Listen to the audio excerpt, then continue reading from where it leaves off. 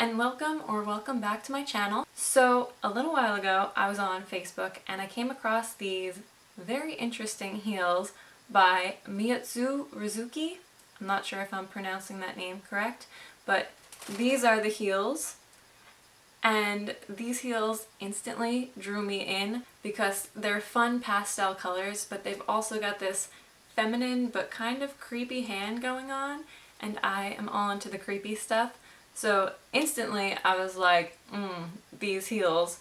So I looked up to see how much they cost, and according to what I found, they are 71,000 Japanese yen, which from what I googled roughly translates to about $570. So even though I love the look of these heels, I don't have $500 to spend on an article of clothing. And if I were going to spend $500 on any article of clothing, I would want it to be like exactly what I want. But I was curious if there were any shoes like this that were kind of like a goth version and were maybe black and had skeleton hands for the heels. I know things like this already exist out there because I am already the owner of 2 pairs of spine heels, Exhibit A and B. I freaking love these heels. So I was pretty sure there was going to be something similar with like a skeleton hand, but when I googled it, I did not come across any skeleton hand heels. I did come across a pair of heels by Dolce & Gabbana that had a hand for the heel, but personally I thought they were pretty ugly and they were almost $2,000, so not what I was going for. But I will show those here so you have an idea and you can judge for yourself if you think they're cute or not. I don't think they're cute in general. I definitely don't think they're $2,000 cute. And then another pair of heels I came across, which was closer to the aesthetic I was going for, which was more goth and creepy, was this pair of heels.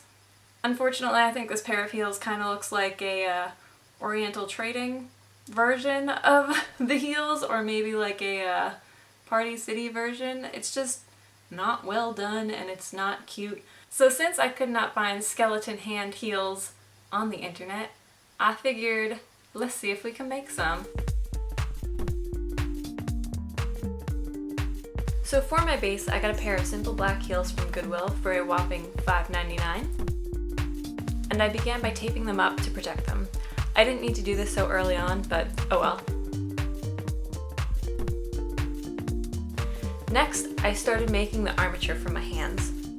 For this, I used some wire, which I bent in half and twisted around itself. I did this to give it more stability, as well as to give it more texture for the next step. But I basically made one of these twisted wires for each finger. Ta-da! Using wire, I wrapped them into 2 bundles to give me the base for my 2 hands, and then roughly positioned them in place. I wrapped my excess around the heel and had initially planned to sculpt them right on the heel, but I felt like it was going to be too difficult and messy, so I ended up taking them off. Here, I'm just measuring out the length of each finger and cutting off any excess.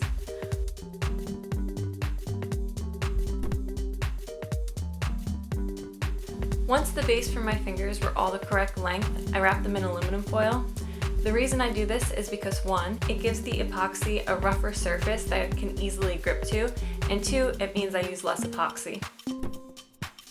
It was at this point I decided it would just be easier to work with the hands separate from the heels, so I took them off, and once I had both my hands covered, I then made sure to mark where all the joints were, so my proportions would be as realistic as possible, as well as fairly consistent on both hands.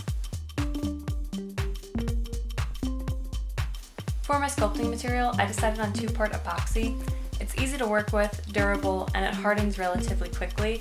The only things to note is that the hardening process is due to a chemical reaction between parts A and B, so it's important to wear gloves if you choose to work with it. For the sculpting process, I started with the metatarsals because they're the biggest bones in the hand, and so I figured they would be the easiest to knock out.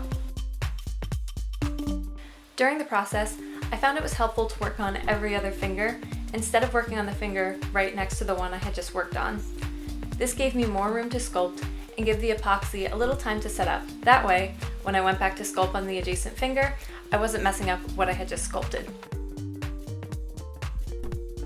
Then I moved down to the bones in the wrist. Lastly, I worked my way up to the phalanges.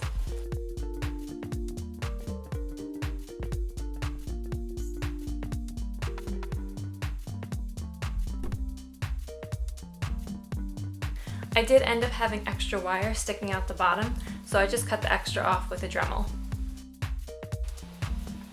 Then it was time to attach these babies. I did this using epoxy as well, but this time the 2-part epoxy was in the form of a paste.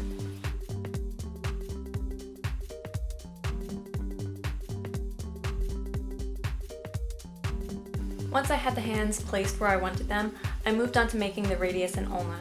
The process for these was exactly the same as the fingers, using wire and then aluminum foil as my armature, and then sculpting the epoxy over that. The reason I attached the hands before making these is because, try as I may, I knew my symmetry wasn't going to be 100% from hand to hand, so I figured one might sit a little lower or higher than the other, so I was able to sculpt the arm bones the perfect length instead of trying to guess.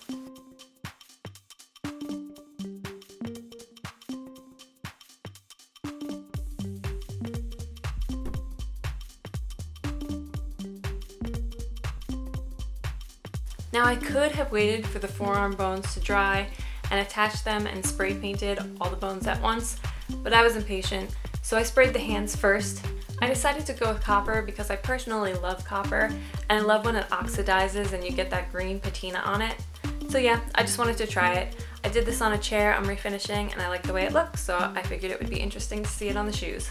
To get the patina on the copper, I used a mix of green, white, and blue acrylic paint and just brushed it on and dabbed it off until I got the look I wanted. And with that, the heels were done. Time for the reveal.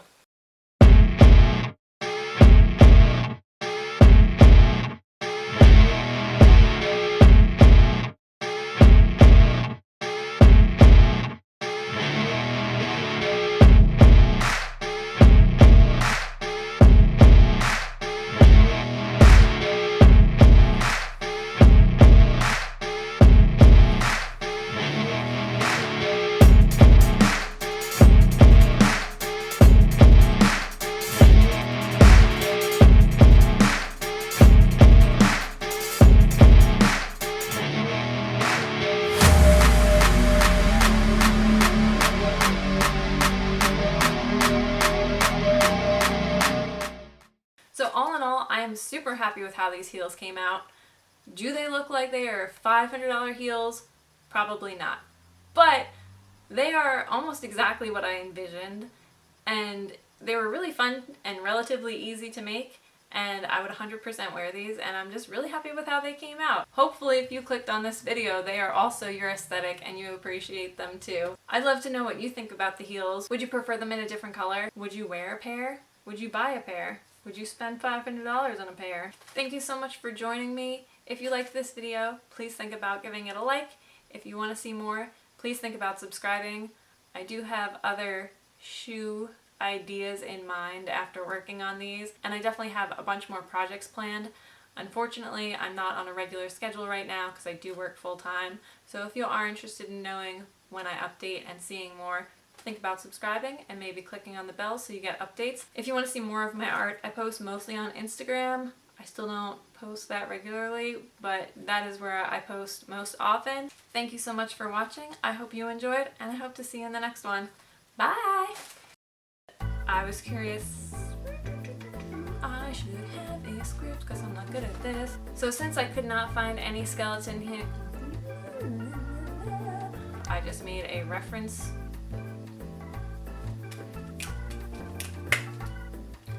So like with most of my projects,